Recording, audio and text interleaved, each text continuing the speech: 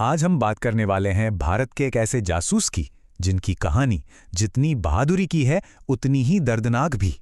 ये कहानी है रविंद्र कौशिक की, वीरता, त्याग और आखिर में मिले एक गहरे विश्वासघात की सच्ची दास्तां। और यही सवाल इस पूरी कहानी की जड़ है। एक ऐसा सवाल जो हमें ये सोचने पर मजबूर कर देता है कि जो लोग अपने देश के लिए अपनी पूरी जिंदगी, अपनी पहचान तक दांव पर लगा देते हैं, उनकी कुर्बानी का आखिर क्या मोल है। तो कहानी की शुरुआत होती है राजस्थान के श्री गंगानगर में। साल 1952 में जन्मे रविंद्र कौशिक एक बहुत ही टैलेंटेड थिएटर आर्टिस्ट थे। लेकिन 1965 और 71 की जंगों ने उनके दिल में देशभक्ति की एक ऐसी आग जला दी थी जो उन्हें कहीं और ही ले जाने वाली थी। हुआ ये कि एक नेशनल फेस्टिवल में वो एक नाटक कर रहे थे।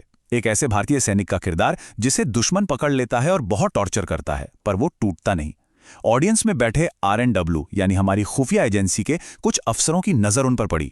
उन्होंने कौशिक के अंदर सिर्फ एक एक्टर को नहीं बल्कि एक ऐसे जांबाज को देखा जिसमें एक्टिंग का हुनर और फौलादी जिगर दोनों थे। और बस 21 साल की उम्र में उन्हें एक ऐसे सीक्रेट मिशन के लिए चुन लिया गया जो उनकी जिंदगी हमेशा हमेशा के लिए बदलने वाला था। इसके बाद दिल्ली में उनकी 2 साल की बहुत ही सख्त ट्रेनिंग शुरू हुई। लेकिन देखिए, इसे सिर्फ ट्रेनिंग कहना सही नहीं होगा। ये असल में एक भारतीय नागरिक रविंद्र कौशिक की पहचान को परत दर परत मिटाने की एक प्रक्रिया थी। ये जो कदम उठाए गए, ये सिर्फ ट्रेनिंग नहीं थी, ये एक ऐसा रास्ता था जहां से वापसी का कोई सवाल ही नहीं था। उन्हें उर्दू सिखाई गई, इस्लाम के रीति रिवाज सिखाए गए, यहां तक कि एक हिंदू भारतीय से नबी अहमद शाकिर नाम का मुस्लिम पाकिस्तानी बनने के लिए उनका खतना तक कराया गया। पाकिस्तान का भूगोल, वहां की संस्कृति, सब कुछ उनके जहन में उतार दिया गया और भारत में उनके होने का हर सबूत, हर रिकॉर्ड हमेशा के लिए मिटा दिया गया। और बस 1975 में 23 साल की उम्र में रविंद्र कौशिक नाम का इंसान आधिकारिक तौर पर खत्म हो गया। वो अब कहीं नहीं थे। उनकी जगह एक नया शख्स, एक नई पहचान और एक बेहद खतरनाक मिशन के साथ पाकिस्तान की सरहद में दाखिल हुआ। पाकिस्तान पहुंचकर नबी अहमद शाकिर ने अपनी कहानी को हकीकत बनाना शुरू किया। उन्होंने कराची यूनिवर्सिटी से LLB की डिग्री ली और फिर पाकिस्तानी सेना में दाखिला ले लिया। सोचिए, अपनी झूठी पहचान पर सच्चाई की एक और पक्की परत चढ़ा दी।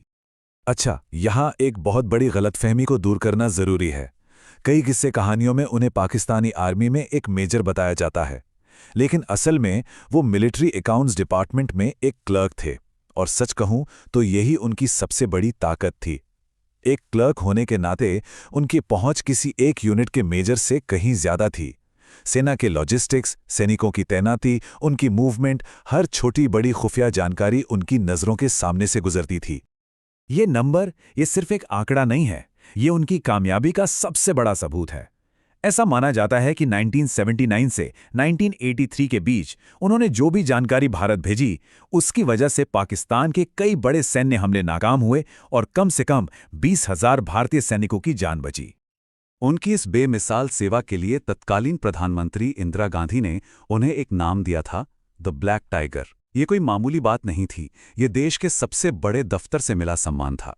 ये इस बात का सबूत था कि रविंद्र कौशिक उस वक्त भारत के सबसे कीमती जासूस, देश की एक अदृश्य ढाल बन चुके थे। 8 साल, पूरे 8 साल तक उनका काम बिना किसी शक शुबे के चलता रहा।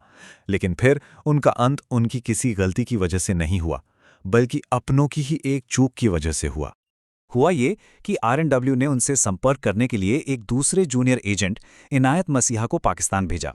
लेकिन मसीहा वहां पकड़ा गया और ISI के टॉर्चर के सामने टूट गया। उसने ब्लैक टाइगर का राज उगल दिया। बस उसकी एक गलती ने रविंद्र कौशिक की 8 साल की मेहनत पर पानी फेर दिया। उन्हें एक जाल में फंसाकर गिरफ्तार कर लिया गया।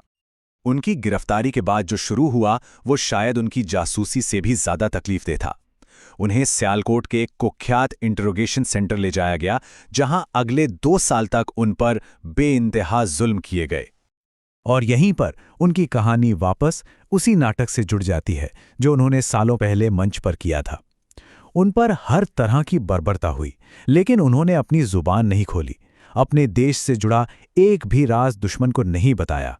अपनी शपथ के प्रति उनकी वफादारी अटूट रही। ये जासूसी की दुनिया की सबसे कड़वी हकीकत है।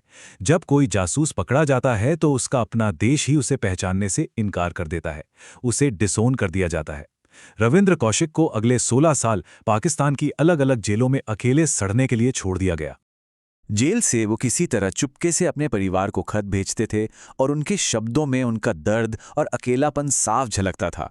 एक खत में उन्होंने लिखा, अगर मैं एक अमेरिकी होता तो 3 दिन में इस जेल से बाहर होता। ये शब्द बताते हैं कि उन्हें कैसा महसूस हो रहा था, ये जानते हुए कि उनका अपना देश अब उन्हें भूल चुका है। एक और खत में उनका सवाल सीधा अपने देश से था। उन्होंने पूछा, क्या मेरे देश के लिए अपनी जान जोखिम में डालने का यही इनाम है? ये उनकी हताशा और टूटे हुए दिल की आवाज़ थी, जो सालों की तकलीफ के बाद बस एक जवाब चाहती थी। और आखिरकार नवंबर 2001 में 49 साल की उम्र में उनका शरीर जवाब दे गया। टीबी और दिल की बीमारी से पाकिस्तान की एक जेल में उनका निधन हो गया। कुल 18 साल की कैद के बाद उन्होंने एक विदेशी ज़मीन पर एक झूठे नाम के साथ गुमनामी में दम तोड़ दिया। लेकिन कहानी यहाँ खत्म नहीं होती। शायद सबसे बड़ी विडंबना तो यह है कि उनकी इस सच्ची कहानी को आज हम कैसे याद करते हैं। एक तरफ है बॉलीवुड की चमकदार दुनिया, जहां उनकी कहानी से प्रेरणा लेकर एक था टाइगर जैसी फिल्में बनती हैं, जिसमें सुपर एजेंट को हीरो की तरह आखिर में बचा लिया जाता है। और दूसरी तरफ है रविंद्र कौशिक की कड़वी हकीकत, एक ऐसा एजेंट जिसे कभी नहीं बचाया गया, जो जेल में बीमारी से मर गया। शायद इसलिए क्योंकि सच्ची कहानियों का अंत हमेशा खुशनुमा नहीं होता, और ऐसे असहज सच को स्वीकार करना हम सब के लिए मुश्किल होता है। तो आखिर में सवाल फिर वहीं आकर रुक जाता है, एक देश को अपने उन गुमनाम हीरो को कैसे याद रखना चाहिए, जो देश की खातिर अंधेरों में खो जाते हैं? उनकी कुर्बानी का सम्मान करने का सही तरीका क्या है? ये एक ऐसा सवाल है जिसका जवाब हम सबको मिलकर खोजना होगा।